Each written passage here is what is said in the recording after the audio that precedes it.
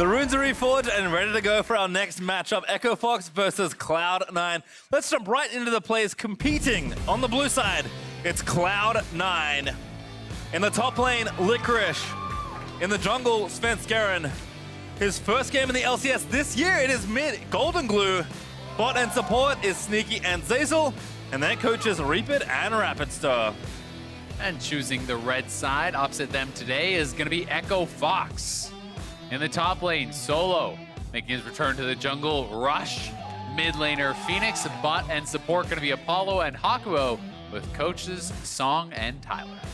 And Echo Fox hoped that roster swaps would give them a shot at playoffs, but they've yet to pick up a win in the second half of the split, Azale. Yeah, it's been pretty rough for Echo Fox. And Panda, while he did have good early games, he hadn't been able to close out any of those and turn them into wins. And Rush is how they got all their wins, despite the criticisms levied towards him, despite him maybe not playing at his best. That's how they've gotten all their wins.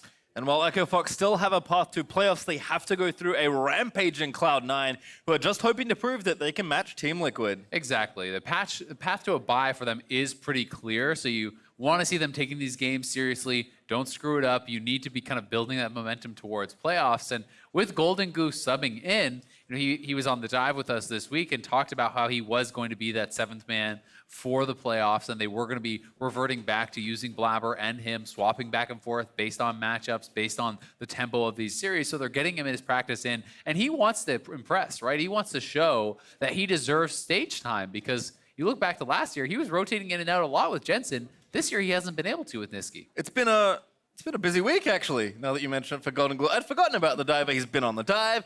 How could you? He's #1, moving in towards Academy MSI next week. True. And now he's playing on the LCS stage, so it's all coming up Grayson, that's for sure. As the teams are readying up for our next draft here, you can see Licorice on your screen. Another player that has had consistently strong split, potentially in the conversation with the top players. Yeah, I saw what they were saying too. I wish I could repeat some of it, but unfortunately, we'll just let the draft speak for itself here. Let's just say that Rush seems to be excited to be back on the ring. Rush with some cheeky bands. Always. Being directed the way of Golden. A Rush signature. You know, welcoming them both back to the league. I appreciate that. It's very sportsmanlike, as Zoe and Kindred will be the first two bans on either side. Yeah, Kindred being taken off, pretty interesting here. It is a pick that has been getting some more popularity ever since they did the AD item revamp. Certainly can be pretty strong coming out of the jungle. And though it is Blabber kind of more known for the pick on C9, Svenskeren also very strong at it. Yeah, he's played this split already. Ooh, a Yasuo ban. That's a tip to the hat for Goldenglue this week, who did play in Academy. And Thresh also joining in away from Hakuho. Jace actually getting yet another ban here. Been surprisingly popular ban on the blue side today. Yeah, people really just not willing to kind of first pick it, and they feel like, hey, I don't want to actually give it over, even if I don't want to make my whole game plan about it. And I think it's a pretty game warping pick, because it is kind of committing you to playing that split push style. And you often see C9 wanting to go for more of a kind of chaotic group up, team fights being forced constantly, and that's not really the pick to do it with. So will be Galio being locked in first, very likely going to be Galio support. Zeyzal has certainly been prioritizing it pretty highly. And I think it's a smart response to take the J4 away, not allow that to go over to Svenskeren, because that combo is very, very powerful. It's also just a strong individual pick that Rush is going to be able to grab out here. And I always favor Braum kind of in that support matchup as far as the laning power. I do think that Braum can have the advantage, especially when paired alongside a strong laning marksman. Also seems like after quite a lot of deliberation that Rek'Sai is the decision here for Cloud9, so Svenskeren will take that one into battle for this game. Yeah, and it's a bit of a way in for the Galio. One of my criticisms of Cloud9 when they have been drafting the Galio is they don't always draft a lot of easy targets for Galio to kind of follow up on. They have early Vayne. Lucian's still on the table, so this could be Lucian Braum into Vayne Galio, and certainly you're going to heavily favor the 2v2 of that Lucian Braum. We'll see if Apollo and Hakuho are willing to play that out, if they are feeling confident. Could be the Jinx, which would be more of kind of matching late game power. You know, not necessarily trying to dominate in the lane, but Jinx certainly can have a fairly stable lane, and then is really dominant in the late game stages, especially because of all the range that you do have with those rockets. We've seen Wild Turtle be very effective alongside that pick. But it is Jinx into a Galio, as well as the Rek'Sai, and this could lead Cloud9 to trying to draft more dive, more kind of backline assassins and people who kind of get back there and really get on top of the Jinx where she can struggle. Feels like both marksmen kind of staring at some scary threats here between the Braum and Jarvan on the Fox side. Also, Vayne will have to watch out. Some mages going to get banned away here in phase 2 though. Ryze banned on the Fox side and LeBlanc banned on the C9 side. Yeah, very interesting so far to see this draft. I mean, Sneaky certainly is his first Vayne pick of the season. He has not a lot of Vayne games all time, even just all time for Sneaky, only 5 plays on the Vayne, and that's including international play. Likewise for Apollo, he actually only has 1 Jinx game in his entire career. So that is certainly 2 guys bringing out these picks, but not a lot of experience in pro on them. Certainly they are powerful solo queue picks, so they are going to get a lot of their practice in there and in scrims and whatnot, but definitely not known for these style of picks. There's also the Syndra ban for Fox, so both mid laners continuing to trade picks. We'll see if maybe even something as far-fetched as Orianna gets taken away here just to diminish the pool, but I think Cloud9 will settle on Lissandra, so kind of a different mage, and I think Liquid did show last game that the flexibility is there to run that in either solo lane. Yeah, and a lot of CC gank assist kind of for all of these mid laners or potential mid laners that could come through. It is going to be a Vladimir, which has been much more popular top lane these days, especially into some of the melee matchups where you can bully, even going things like Klepto, where you are really just kind of farming off of that guy, trying to escalate or kind of ramp up towards late game. This is 9.5, so Akali has been rebuffed back up. Is not nearly as powerful as it was in the past, but certainly a strong pick and gonna get locked in here, it looks like. And Goldenglue is a guy who had been playing it in the past. We don't yet know if this is top or mid because Akali is another flex that at least was being played by both Licorice and Niski and some of their mid laners and whatnot in the past, so certainly could be going to either lane. I think Goldenglue, the kind of player that just plays so much solo queue, man. Like, he's always on top of what picks are kind of current. Akali's certainly a champion that has come back into the meta somewhat. And as you said, Licorice can also play it. There's the Aatrox, so some of that flexibility is staying strong here. Cloud9 trying to get some sort of advantage on blue side here in the draft. Yeah, I am expecting them to put the Aatrox into Vladimir. That is a very Aatrox favored matchup early on because Aatrox does have, that I can't even Deathbringer stance, I believe is what it's called. The passive hit stance. Exactly. You stab him, it has a healing debuff on it, and you do have a lot of early game pressure that you can kind of just chase down this Vladimir and play very aggressively towards him. Vladimir really struggles in extended trades, and Aatrox is someone that can stick to you, not only with the Infernal Chains, but also dashing on top. So I do think that they are going to try to put Licorice on the Aatrox up in that top lane, and it will be Goldenglue going into Fenix on his Azir. Legendary for this pick. This is, I would say, his signature champion, though it hasn't been brought out a lot in the past. And when you look at this Echo Fox composition, holy God, is that a scary teamfight late game. Like, that is insane scaling with Vladimir, Jinx, and Azir. With the Braum and J4 frontline, you have the Vladimir dropping the ultimate, amping damage from 2 of the most powerful hyper carries in the game. That is not something I would want to 5v5 against if I was Cloud9 late stages of the game. So Cloud9 will want to try to push the pace, find picks with this Galio plus Akali plus Rek'Sai, diving in and maybe even split pushing with the Vayne and trying to get their edges earlier and in scrappier fights and split push situations. I'm glad you mentioned the Galio Akali though, because you said that you want to see Cloud9 maybe draft a few more ways to get the Galio into the backline. Certainly have options there as well. Very curious to see what happens here as both Goldenglue and Rush return to the LCS stage. For Goldenglue, it will be his first go-around this year. For Rush, see if he can tip the balance here for Echo Fox, who have had their fair share of struggles this season. Definitely have. As you said, winless in the second half. We are in week 8, so they are on certainly quite the streak of losses and trying to right that ship. If they want to have a chance of getting to playoffs, it's got to start here. For Cloud9, it's just trying to lock up that bye. Continue the good work that they've been doing all split long, just on the heels of Team Liquid, it feels like. And it is for Fenix, Hail of Blades Azir.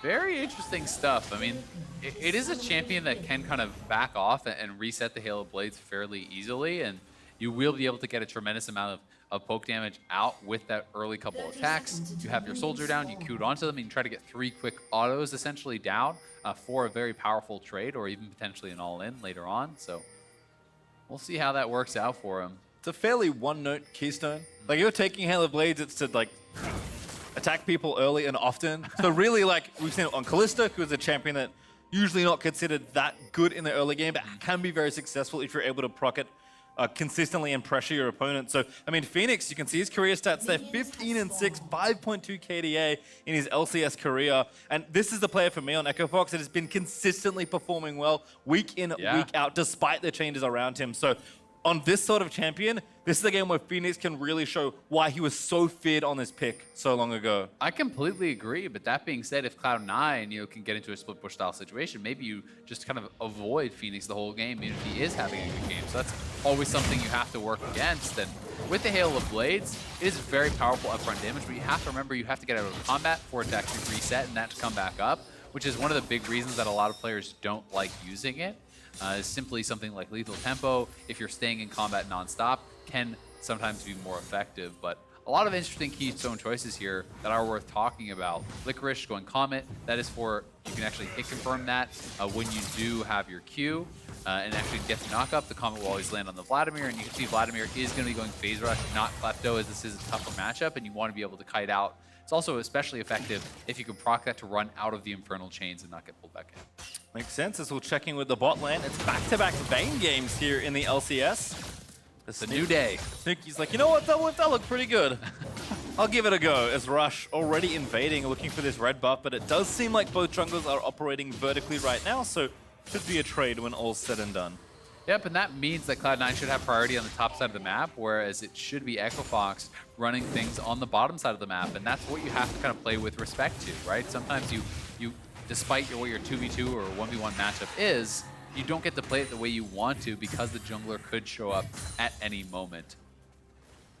See Licorice stacking up a nice wave as Rush continues to move through the C9 jungle. He's actually waiting for those minions to pass that little gap, and then very likely he's going to go over to farm out those Krugs. So that is just a small play, but that is making so that they can't actually see him on vision. This is something very smart from Rush that you should certainly be incorporating into your solo queue games, making sure you're watching on the minimap, and you can't see their minions, but you can see where yours are, and they will always be at parity, so you should know at what point you can actually walk out and still avoid giving over that intel. Rush does get spotted here by Zeyzal, who will look to finish off the rest of the camp, but Rush does get the majority of it after finishing the first few stages of the Krugs, so still successful, goes back and fires up his Chilling Smite, is now upgraded there. Yeah, you can also see Apollo sitting on Cleanse and Lethal Tempo. That to me is very much for the team fight. Lethal Tempo, generally not super effective in the laning phase, but with your passive, giving you the move speed and you getting all this attack speed from Lethal Tempo, if you can actually get a kill and start to reset, you can have absurd amounts of DPS coming out. Cleanse also much more focused towards that team fight and being able to avoid some of the lockdown that could potentially come in the form of a dive from the Galio. Licorice there onto Solo, as you mentioned, that Q confirming the Comet, so good bit of poke there as Solo does enter into empowered Q.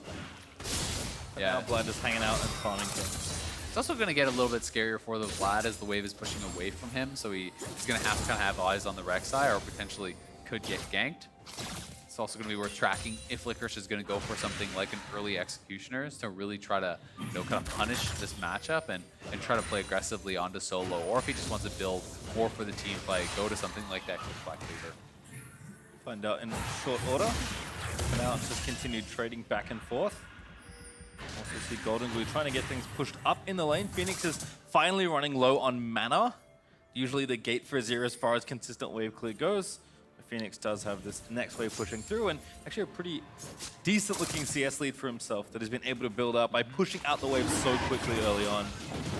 And that is going to allow them, because they had their jungler playing bot side of the map, because they had priority, to start up this early dragon, but C9 not willing to give that over. Early Ocean's so incredibly powerful for your laning phase, so Cloud9 will try to push this out, and now you can see Zeyzal is trying to kind of play zoning duty while Sneaky shoves up his wave. Yep, again, just wanting to create some room, force Fox back to their lane so that you can keep things going. Goldenglue flips over the Fenix. Once again on top of the Azir to try and deal damage, but Doesn't get too much done there. Thankfully, doesn't take too many soldier autos either. On the other side, as Rush back into the Drake pit will slap down the control ward. Yeah, I'm going to try to maintain control of that area, and if they can actually get a shove, then hey, maybe you can start it up. If Svenskeren shows on the top side of the map for a gank, maybe you can start it up. So trying to keep the option open and at least be able to threaten that towards the side of Cloud9. But for now, it is just kind of a farming style game. You can see the advantage is slightly in the favor of Cloud9, thanks to CS advantage in the top lane mostly. Yeah, lane's just getting a bit more done early for now. Continuing to try and harass this Vladimir, but as you mentioned already, Fox certainly playing the scaling game here in this one, so no alarm bells ringing just yet. It's been all relatively peaceful, given everything here, as the team's just trying to maneuver around. I actually like the early Drake start there for Rush, just to kind of check things out, but both teams quickly realizing that that wasn't going to happen. Yeah, not going to be able to grab it just yet, but we'll see if they are going to be able to later on. And it's just Caulfield start here for Licorice. We do see a lot of players just kind of going Caulfields into Black Cleaver, and then you take 10% CDR from your runes with Transcendence, and then you're on a quick 40. CDR being so incredibly strong on the Aatrox really can get you to a very powerful stage. But it is Svenskeren starting this up, and with Fenix having gone back to base, with the bot lane trying to push up right here, Licorice has TP and has already bought. This likely is just going to be Cloud9's Dragon, so you'll be feeling really good about that advantage for the rest of the laning phase. Yep, just pick a nice timing. Svenskeren sneaks into the back of the pit by tunneling around the ward that Fox have in the river, and then Goldenglue joins in at the end just to make sure everything goes down.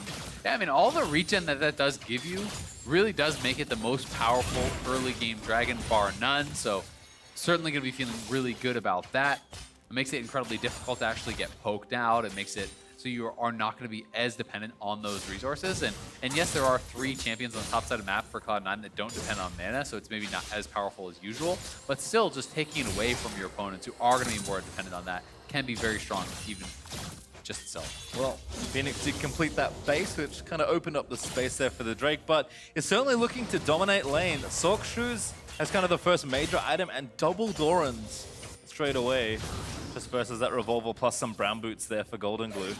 Yeah, so likely not going to be building into a man item. When you go double Dorans, that is kind of your pseudo catalyst or lost chapter or that sort of thing. So we'll see if he's going to try to go towards something like a Nashor's, which would be, I think, kind of the expected path. And having the early Sork boots should give him some more burst power and also the ability to kind of navigate that lane a bit more easily with that move speed.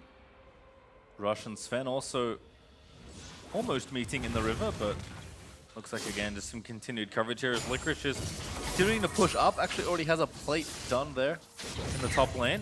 Joins Svenskeren, collects the honey fruit, and that crab goes over to Sven as well. So Gold's kind of tied back up. Some of the CS leads are dropping off. The team's just kind of play a very quiet first 10 minutes here.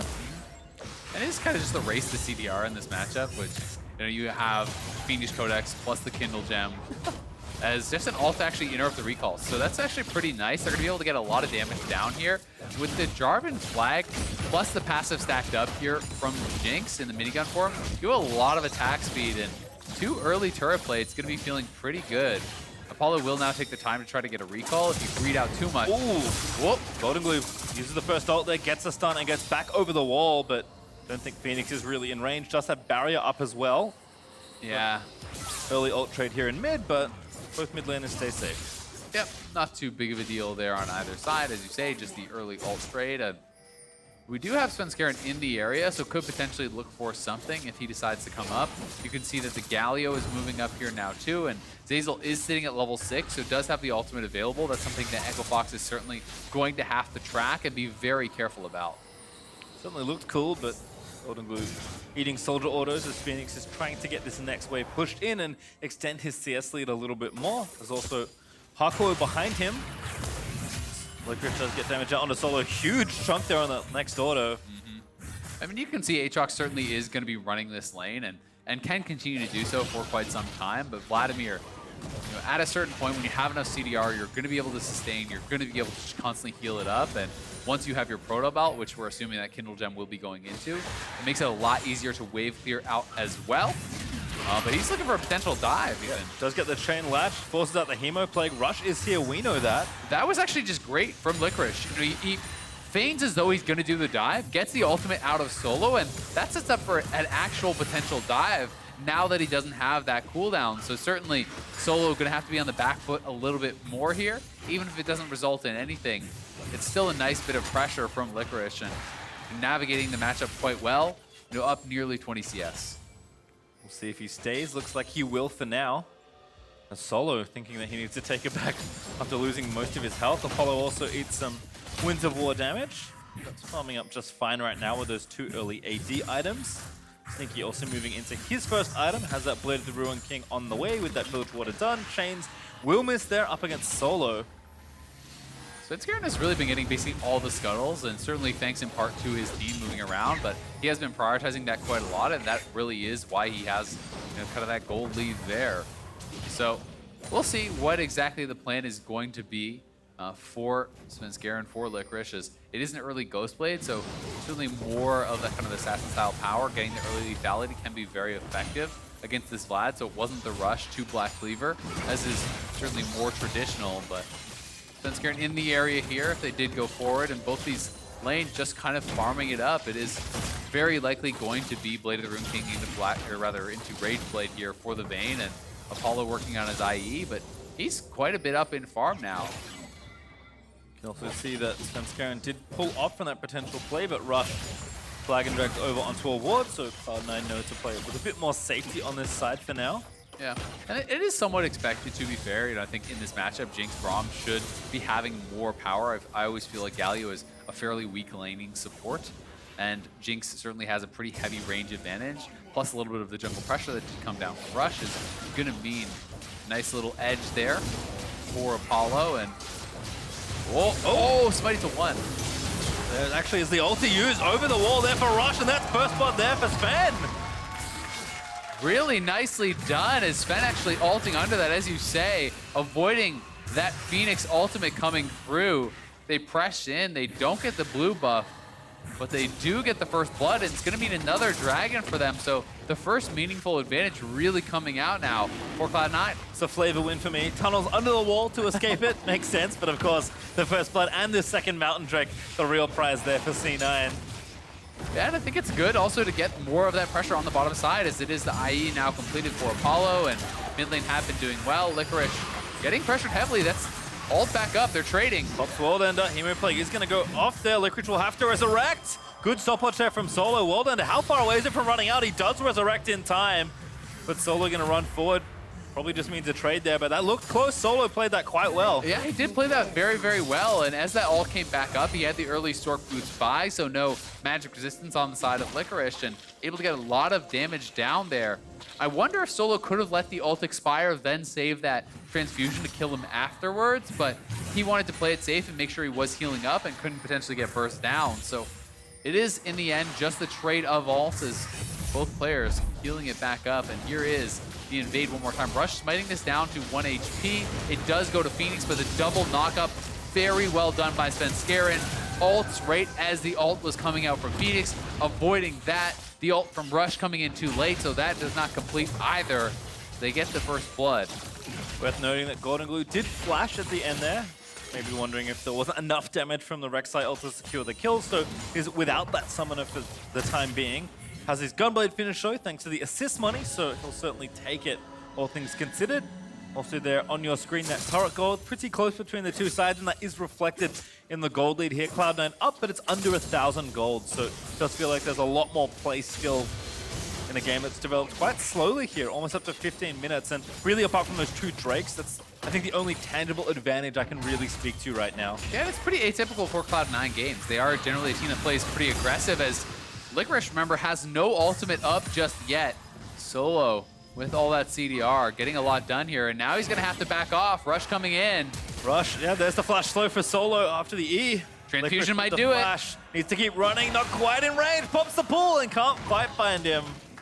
Not quite able to get him, but they do zone him off at Svenskeren, looking for the counterattack. Under Apollo again, looking for the ulti, pops it, goodbye Apollo, dive under the turret, Svenskeren able to grab it. And now Hakuho in stasis under the tower, but Sneaky gonna keep putting the shots in. Zeyzal tanking as long as he can. Great condemn there from Sneaky for the stun, and he'll collect the kill. Yeah, really well played. 3v2 dive. They get the summoners out. They get both kills as well and survive to tell the tale. Really nice juggling of the aggro there by the Cloud9 squad. And despite the fact that Licorice is pushed off, Cloud9 get way more on the bottom side. They're also going to get the turret, and now it is Goldenglue's turn to get involved in the mid lane. Yep, starting to try and trade with Fenix a bit more aggressively with that Gunblade.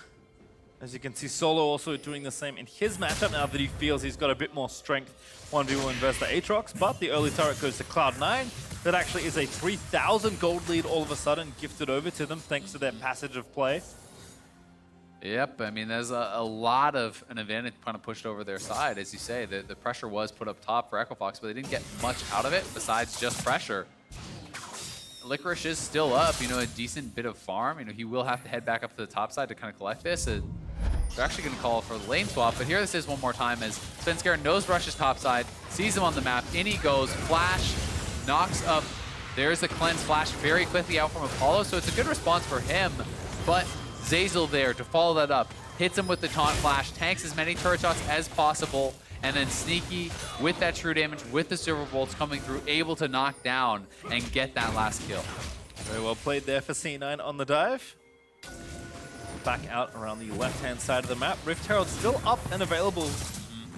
The teams want it. And this advantage now for Svenskeren is becoming pretty huge when you're comparing, you know, these two players here. Looking at the gold of those two junglers, that is a significant edge. You know, that is closing in on 2K early on just in the jungle position, which, you know, it's pretty rare to see those sorts of leads. Rush definitely going to be in tough if he runs into Svenskeren. He is, to his credit, going the more supportive style build, so he is going full tank. But Svenskeren going to be able to have a lot of power on the map right now to duel as he's sitting on Black Cleaver Warrior.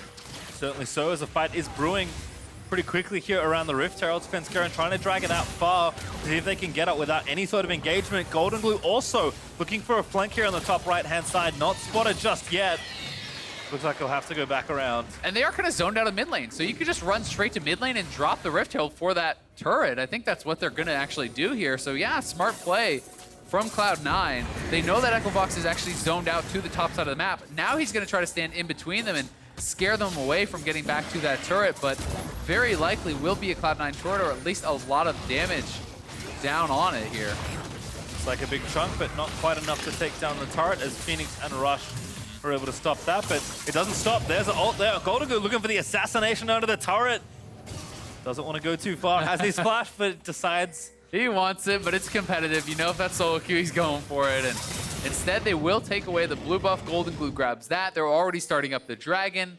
You know, taking the safer play. You pushed out Rush. The dragon is yours, so there's no need to really risk it. Your bot lane is holding up top just fine, so things looking very good for Cloud9 across the board. Continuing to build their lead here, but Fox are looking to answer as Apollo getting online with that IE. Looking to shove down some more turrets here and continue to apply pressure. Sneaky still looking for item number 2. You talked about it last game with Double. It really does need the Rage Blade to kind of kick things off. Yeah, Rush is around, but he's very low, so I don't think they're going to want to go in. We will see, though. I mean, despite the fact that Cloud9 has taken all the dragons, does have the advantages, it's not like this is a triple Infernal lead by any means. Double Ocean is very nice, and Mountain does help you get more access to the Baron, and we saw how effective Vayne can be at actually knocking that down, so that just gets easier. But that being said, if Echofox can find that 5v5, I think you can easily win a 5v5 from this current deficit, because Vladimir, Azir, and Jinx are 3 of the best scaling team fighters in the game. And then you have the initiation in that front line with the Braum and the J4. So certainly not out of this by any means, and they're going to be happy to try to play it safe and play for a late game. Where Cloud9, I think, you know, they're going to be fine going late, but it's more about, I think, playing side lane, looking for picks, trying to be more of a skirmish style than a straight up front to back 5v5. And that has been one of their calling cards, I think. I think in either case, it's either win skirmishes or win team fights. They are a very fight-heavy team, most certainly.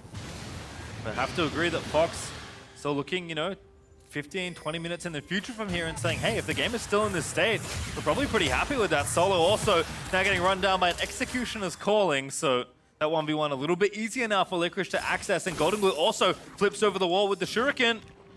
not enough chase. In fact, Rush and Phoenix behind means that Goldenglue cannot continue. Yep, so he's just going to be able to back it out, but certainly it does get scary in those long lanes because the extended trades plus the healing debuff is going to mean it's very difficult for Vladimir to come out on top in those long lanes. We'll see how Solo is going to try to navigate that, as when you're down in 1v1 pressure and you're also down in jungle pressure, that does make it a pretty tough situation. But they still have farm leads in mid and bot.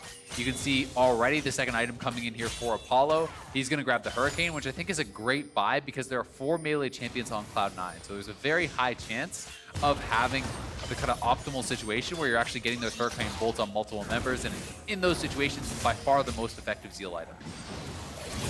Makes sense as Rush looking for some sort of initiation with Hakuho, but it is a 3v3 currently here on the top side of the map. Licorice again going in onto Solo, who already popped World Ender, but the Hemo Plague did pop down. That will be a resurrect there for Solo. Licorice trying to turn it back around, but Solo with the Proto Belt forces Licorice's flash. Yeah, very, very close. And Solo, matchup be damned, he's playing this great.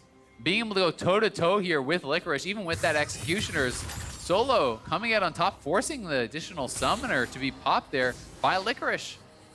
Goldenglue here in onto Phoenix, does get the zap of the Gunblade, but there's Svenskeren already ulted over. Oh my god, and that he's damage. almost dead. That Azir turret helping out. The stopwatch will protect him, but he will be forced to flash as well. Yeah, that is pretty costly when that is, all things considered, that's a 3v1. He gets stopwatch and a flash out and sends the jungler back to base. So really well done there by Phoenix, utilizing the passive turret, being able to kind of keep himself safe there. And now Apollo showing off this sieging prowess of Jinx. You have that long range and you can get access with the minigun. You shred through those things. Goldenglue trying to threaten, and Sneaky also has his second item finished, so both marksmen are in a good position to win these fights if they start them on their terms. But it does feel like Fox, who we were maybe expecting to scale later than this point, already now at 22.5 minutes, feel like they have the items to start fighting, at least in some of these individual matchups. Yeah, they definitely do. I mean, you can see a lot of the second items coming through. Luden's going to be here probably pretty soon for Phoenix, so he did go Nashor's first, but then into Luden's, it's going to give you your 40% CDR as well as a lot of mana to kind of back that up. And looks like Xbox is threatening a fight here. Ooh, Zeyzal onto the traps. Not sure I fancy that one. He's going to be forced to flash away, but now he's left the rest of his team caught out. That is a kill onto Sneaky. Now Zeyzal with a taunt will find it, but he's going to get killed right after that. Hakuho low, but he flashes out to safety. It's his Solo with a flank. Svenskeren dives back and he does kill Braum, but it's just a death by the looks of things. As Goldenglue is going to try and make something happen, but Azir knocks him back around. The Hemo Plague is there. The stasis is only going to delay his inevitable death. And Fox find a team fight and 4 kills. That was an absolutely massive throw from Cloud9 as Equifox are going to be gifted the Baron. Zeyzal was out scot-free and he just goes straight back in, right onto the Jinx choppers. Then not only that, it's like a bad karate movie. C9 is walking in one at a time trying to take the fight. All of them dying. I mean, I think once you see how bad that goes, you need to bail out. This should not have been a fight at all. Cloud9 just needs to back away. Zeyzal, what are you doing justice punching back in? When it's 2v4, you can see the situation. Then Sneaky's gonna get caught out as a result. He goes in. At this point, why even try to take the fight? You know, Zeyzal is clearly gonna go down. Licorice is getting surrounded. He's gonna go down. Goldenglue still opts into this fight. This is now essentially, you know, a 2v4 while Svenskeren is running away. I just don't see really the situation in which that is a positive play for Goldenglue even. So Cloud9 feels like they fully committed to what was a terrible fight and certainly a big mistake from Zeyzal. They are now down in gold after leading this whole game. You gave the extremely strong late game comp multiple kills and Baron and map control. You may have just thrown the game. Maybe. Gives him the Cloud Drake as well. Echo Fox looking to surge ahead in gold after that blunder from Cloud9. I mean, look at Apollo. He's on 3 items now. If you cannot actually get onto this guy, you are going to get destroyed. Late game is here at 24 minutes as Jinx hits 3 items. Vladimir is on 2.5.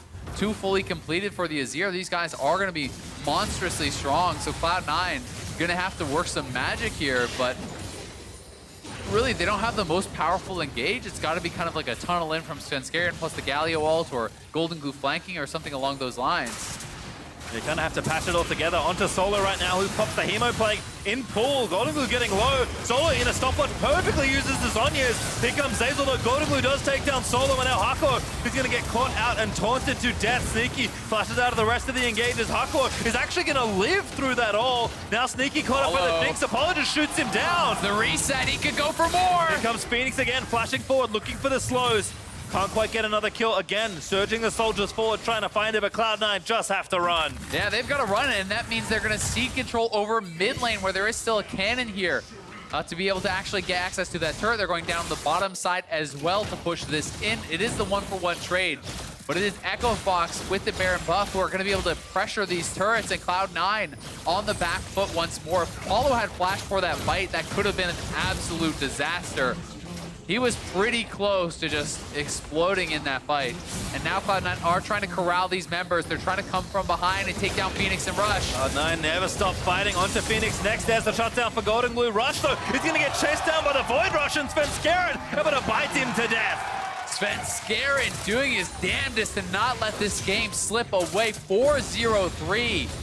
100% KP on this Rek'Sai. Has been a monster, getting a couple kills for them there as well.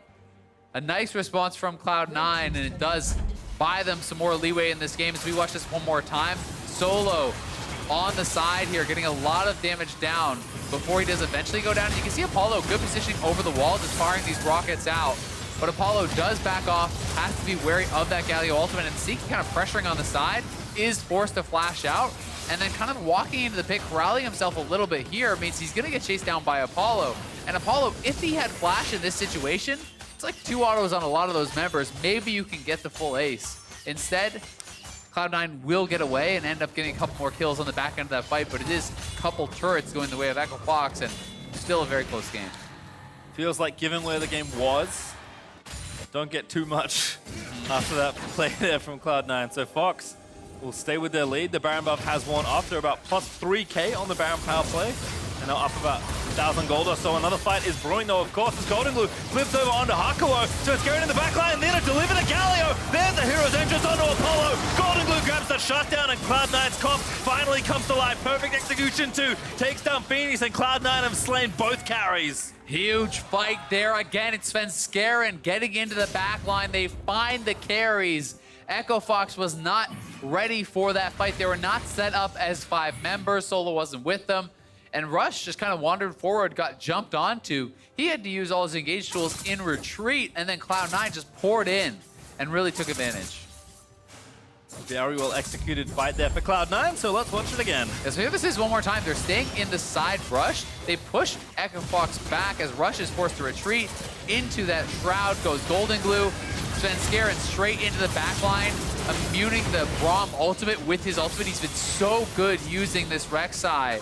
The follow-up was there from Zeyzal. They pile onto the carries, are able to take them down just before Apollo had his flash coming back up. So a great fight and a great timing there for C9, but they need to find more fights like that. Apollo building in towards the GA, has a stopwatch here as well, and the flash you mentioned has also come back up, so will not be that easy next time around. It is worth mentioning, though, closing in on death cap is Goldenglue. He's almost 16. There is no MR on Apollo whatsoever. So if Akali can get on top of that Jinx, you can absolutely destroy that guy. Phoenix as well, you know, not building any health, not building any MR. So those are people that are very susceptible to getting 100 to 0 from the Akali. But it is about the execution. It is about, can Goldenglue actually close that gap? Can he get on top of the carries? Because if not, they're going to put out tremendous amounts of damage. And likewise, it's true for Sneaky. I mean, he's on 3 items here as well, but the range is somewhat of an issue for Vayne. Sometimes it can be difficult to actually navigate these fights against a longer range champion like the Jinx, who has not only rocket form, but even rapid fire to throw a crit in overhead. Right now, Goldenglue is pushing in the top lane. Needs a little bit more gold to get that death cap. This does give Fox room on the right-hand side, so they will finish off the Ocean and equalize. Sorry, Mountain and equalize on Drake's. C9, of course, are on the Baron half of the map as a result, but Blue Orb there from Fox knows that the Baron has not been started yet. Perhaps another flank on the mines here for Cloud9, but turret set up there by Fenix will help them kind of keep control of this area temporarily. Yeah, Cloud9 is going to have someone clearing out that mini wave, though, as was pretty big in the mid lane, and they are going to leave Licorice there to do it. Solo for now is up on the top side. May need to eventually group up with his team because we can see EchoFox is having some trouble walking in, and they're actually split up. The carries for EchoFox are separate from the rest of the team, so they have to be very careful here. Yep, there's a jump in from Rush, so trying to get the fight started first on their terms. Into the back there for Solo with a Hemo play, but it's a fight on two fronts as Goldenglue pops the stasis just in time to not die. Gets over, but shut down still by Solo as Licorice will get chased down by Fenix and killed as well. This wasn't enough for Cloud9 as Fox started the fight and grabbed 2 kills. Yep, and it's straight on to Baron here. It's up to Svenskeren. He's got to be the hero, you have to think. Sneaky, no ultimate, no flash. Zeyzal, no flash. Svenskeren does have his flash, but he is spotted out very soon here, likely by Fenix, who has seen him and maybe take him down. Scoops him over. GA is going to be lost, and I think the life will be lost as well. There's a Baron over for Fox. Svenskeren goes down. And once again, EchoFox in the driver's seat. Yep, bad goes to worse here for Cloud9 as it's the shutdown onto the hyper carry Azir here. They grab another Baron buff for themselves. They will reset and complete more major items. You have to expect 4th item, yep, GA now completed. You can see Zeke's plus Knight's Vow online for the Braum, so double support items gonna be there to enable this super powerful Jinx, and here it is one more time. You know, it was a good attempt as the carries were split off, but Rush comes back in. The Shroud is down for Akali, which makes it difficult for her to get into the back line, and Solo, just on top of 3 members, just absolutely shredding them. Solo zoning multiple members, while in the meantime, Licorice's ultimate gets popped, he gets knocked down, and they're not able to kind of hang in that fight long term. It is EchoFox now grouped up. Another item, again, coming through here for Fenix. He finishes a big one. Cloud9 are really up against it, despite the gold lead not being that big. If you are forced to 5v5 against this team, it needs to be something incredible. Nice interrupt there from Svenskeren, but as you mentioned, Fox are just enforcing their will onto Cloud9 with this Baron buff. Cloud9 can't really do anything other than clear the waves and try and find some sort of flank or pick off, and that generally means having to fight a 5v5 fight versus this team. And that's why Baron buff is so powerful for these team fight comps, because sieging becomes so much easier when you're forcing your opponent to respond. Wave clear is not a simple matter against these Baron buff minions, so they are going to be trying to push up here, get these minion waves going. You can see on the mini-map, this flank is trying to be set up. Svenskeren and you can see alongside Goldenglue walking over behind them. They're trying to come in behind. They're trying to find the right angle because they know you can't take a front-to-back fight. You need to be back on those carries, but with GA, with Banshees available, they've spotted out on wards, it's going to be really hard, and Rush and Hakuho are positioning themselves to intercept any potential flank. And now Cloud9 just have 2 of their teammates cut off. Yep. And Apollo's shooting the turret there with rockets. I mean, Rush again going to keep them out of the way. Solo also just throwing transfusions out where he can, so it's effectively 3v3 at a disadvantage for C9, so that turret's going to fall. Apollo just moves forward in minigun form to shoot down the inhibitor, and that's it. Fox take it. They can just keep going towards the Nexus. I mean, Cloud9 are out of position to actually defend this. They have no wave clear. Cloud9 needs to choose a fight or the game is just going to end. We'll see if they can find it. Final hour pop there for Sneaky. Svenskeren in the back. There's a good Galio off, but I don't know if they can get enough here. Svenskeren in the backside is Fenix able to get that kill onto Rek'Sai. Fox may just be too strong, but Sneaky still alive, shooting in the fight, but needs to get the kills on key member. Solo living for a little while longer. Fenix still alive as Sneaky tries to dodge around it. Fenix able to grab the quadra kill, and that's going to give Fox the victory. The carries stand strong for EchoFox, and they will upset Cloud9 here. The 6-game slide finally ends as they pick up a victory. Rush back in the lineup, Fenix back in Azir. It's the return of the kind boy, and Cloud9 will fall down to him. EchoFox grabbing a much-needed win on a huge slide, their first win of the second half of the split, trying to fight for that playoff spot. This was a big one, and these carries for EchoFox were so huge. They picked so much scaling, and Cloud9, you have to look at that one fight before the first Baron. Zeyzal re-engaging, getting caught out, everyone from Cloud9 trying to bail them out, all going in and dying, losing that Baron. That felt like the pivotal moment of the game where you allowed EchoFox to reach that late game stage, and they certainly made him pay for it. Yeah, I mean, Cloud9 had some flashes of brilliance there with their engages, tried to make their comp work. It was cool, like a lot of Cloud9 comps are, but not enough to withstand the onslaught after that mistake in the mid game. Fox are like, okay, it's not going so badly, we can scale up, and then it went very well, and from there it just felt like they never really relinquished control. Yeah, and I mean, honestly, credit especially to the carries on the Echo Fox side, because not only did they do so well in the late game fights, but they were laning quite well also, right? Solo trading back and forth admirably with Licorice. Apollo and Fenix both had CS advantages over their lane opponents, with these scaling matchups, and I think that, this was an intelligent draft here from Echo Fox, and they were able to execute well on it. Cloud9, I think they had trouble really getting involved with their carries. You saw how much more difficulty there was for Licorice, Goldenglue, and Sneaky to really get involved. Certainly was, but Ovally is standing by as to hear more about that upset from the returning Echo Fox jungler. Thanks, guys. Rush, welcome back, and congratulations. A lot of firsts for Echo Fox this game. First Saturday win, first game back for you, and first win for the second half of the split. So what changed about the team that let you beat Cloud9 today? First, I was here, so that's the main difference. That's it? Just you coming back? Yeah. Rush is the missing puzzle piece. Now, what did you really do with your time when you were off of the main roster and spending a little bit of time with Academy? I wanted to figure out maybe what we are excel at and what we are bad at by playing Academy roster, because every player has own strong point or like weakness. So maybe I could pick those up, and I found what I was lacking at or something. What were you lacking? I think communication skill, maybe. Yeah. Well, now that you're back in action, back with Echo Fox, and maybe polished up on some of those communication skills, are you confident that you could take the rest of the split? I think we're gonna play against 100 Thieves and TL and CLG. I think we can beat all of those, so. You heard it here from him. Rush, thank you and congratulations again. And for more on the game, let's hear from the State Farm Analyst Desk. Thank you very much, Ovally and Rush. The missing puzzle piece, apparently. He solved it all. This is the first time he's won on Saturday all year, but now their 1-in-1 week has been started at the beginning of it, so no big problems there, making up for lost time, I suppose.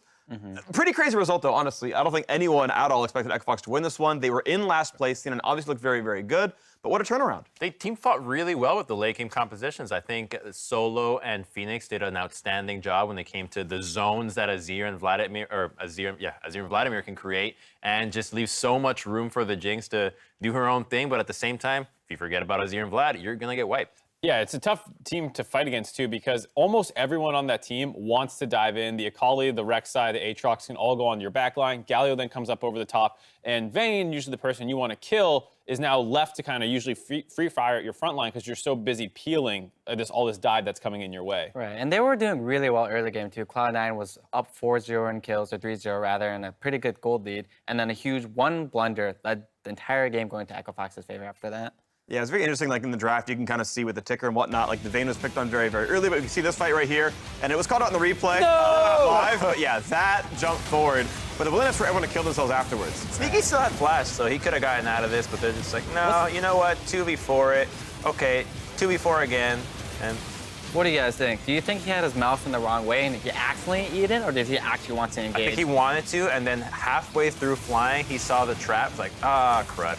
The immediate regret. Yeah. And to be fair to Goldenglue, I think going in here is more of the right play. Take advantage of that situation where hopefully some cooldowns are down. If you pick off Apollo and maybe another member, you can stop the Baron from dropping. No, let him feed, and then you come in and clean up the Baron with all the glory. Because he's coming and he's thinking he's ulting it, and then he gets a Azir ult, and he's like, what? Azir still has ulti? Yeah. What are you guys doing? So then he's surprised, and then sad times. Yeah, I'm still saying I would like that he went in to try and proactively stop the Baron versus like, I'll wait till they start Baron, and then all 5 of them are prepared to peel off onto the one threat. Honestly, he should have been looking to see that Azir had ult, right? Yeah, I mean, that's on him. And honestly, you talk about Azir, I mean, what a great game for Fenix, though. Like, quadra kill for Fenix on Azir is still a good, old-time call back when he was crushing on Team Liquid back in the day. And here he is back on what I consider a very signature pick for him. And 7, 2, and 4, the guy popped off every team fight. Right. I mean, he got a quadra, right? And it's so reminiscent of his old Azir days where he'd spawn a turret, people try to dive him, and he just outplays them in the tower. And it's pretty crazy that his Azir is still this good. Yeah, it happened in the Svenskeren play. Sven took a Rek'Sai ult too far and suddenly had to blow flash and stopwatch to get out of there. So it was a small number of plays leading up to that eventual big quadra kill. Yeah, so then we have the sort of second big team fight that Echo Fox run, that they win for themselves here as we pull this one up. And it's really a very chaotic fight as we go in. And you can see as the team kites back, look where Echo Fox are. They're all together back in the jungle. Right, so a few things first.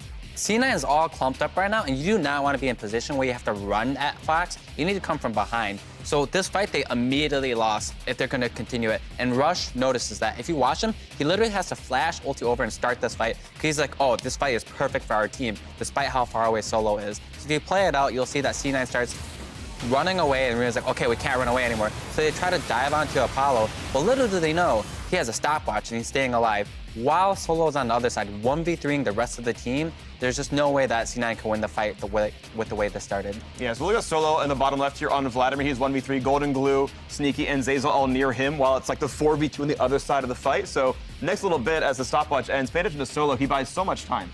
Right. The MVP of this fight is definitely the stopwatch buy from Apollo. If he did not have that, he definitely would have died here, and then maybe this fight would have been something different. Or at the very least, it might have not been a Baron. But this was a terrible fight for C9 to take, and I feel like they're feeling desperate here. They should have pressed tab, though. This happened twice already, right? Against Team Liquid, where Licorice does not check that. Jensen has stopwatch, goes for a play, overextends, makes a massive blunder. Same thing here again. They said, okay, go for it, as opposed to just cutting their losses, because even losing the GA, the bounty on Svenskeren, it's just the ice cream on the cake. I think it's tough to know what to do, though, in that situation for C9, though, because if Rush goes to this hard engage, brute force the fight, you can't fight front to back versus Jinx and Azir. You're going to lose that fight. So their only option is realistically counter engage. And at that point, the problem has already manifested in that you're already grouped up as 5 around a Baron. That's not how your comp wins. And two of the big problems, though, is Goldenglue never got into the fight. He was marked by Vladimir the whole time and got chunked to 10% in a 1v3 against Vladimir. And his Shroud was down because he got caught clearing wards in front of the pit at the very start of that fight. So he can't even reach backline, then invis through the Zonias and, like, pop back up. There's never a play to be made. I think part of the problem is that Vayne is so new to our meta right now that a lot of players are thinking, okay, Vayne's passive, it makes her faster running towards enemies. We should be going in so that Vayne can follow. It's the other way around. Yeah. You want them to dive the Vayne. You want her to use the stealth and the tumble, but players and teams seem to be on the idea that Vayne can follow. Vayne is not your follow champion. Sivir is. If you want to do that, play Sivir. Sivir, Ezreal, like anyone who could just like toss the ult into the team fight and be like, I'm helping. Like Old Graves is a good version of that one as well. That's the champions who help I miss that Graves. I know, like, and a lot of people do, but like those just long range ults that like, look, they're participating as well. That's not Vayne. Yeah, and to be fair, there were a number of successful team fights where they flanked properly on C9's side. That team fight was one where, like Hai was saying, you're already clumped up as 5, and Rush just flash engages on you. Like, what does your team comp do at that point? Right. It goes in. I definitely feel like C9 was feeling the pressure, because when you're pressing tab and looking at the enemy champions, you see a Vladimir, Azir, and a Jinx, and you're like, how do we win this late game, guys? All right, so let's take a fight. And that's good that they take a fight, but they got to take better fights. You can't have your mid laner get engaged on and blow his biggest cooldown of the fight. Yeah, well, end of the day, Echo Fox, a surprising win, but one they needed all the same with CLG winning. They have to keep pace and then still catch back up with them throughout the end of the season. Still a possibility for them. Now, up next, TSM and Golden Guardians face off over in Game 4. Don't touch that browser.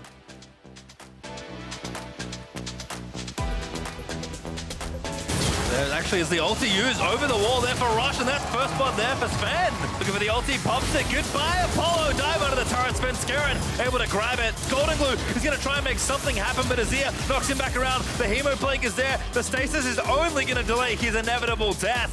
Into the back there for Solo with a Hemo Plague, but it's a fight on 2 fronts as Goldenglue pops the stasis just in time to not die. Still alive, shooting in the fight, but needs to get the kills on key member. Solo living for a little while longer. Fenix still alive as Sneaky tries to dodge around it. Fenix able to grab the quadra kill.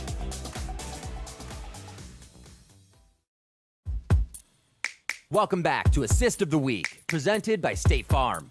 In 100 Thieves' battle against TSM, 100 Thieves someday was putting pressure on TSM's Broken Blade. As Broken Blade retreated, a roaming Anda appeared to help Someday chase him down. Sven and Smoothie Abyssal voyaged in for backup, but Broken Blade was forced to keep running, allowing Anda to Cataclysm and help secure the kill for Someday.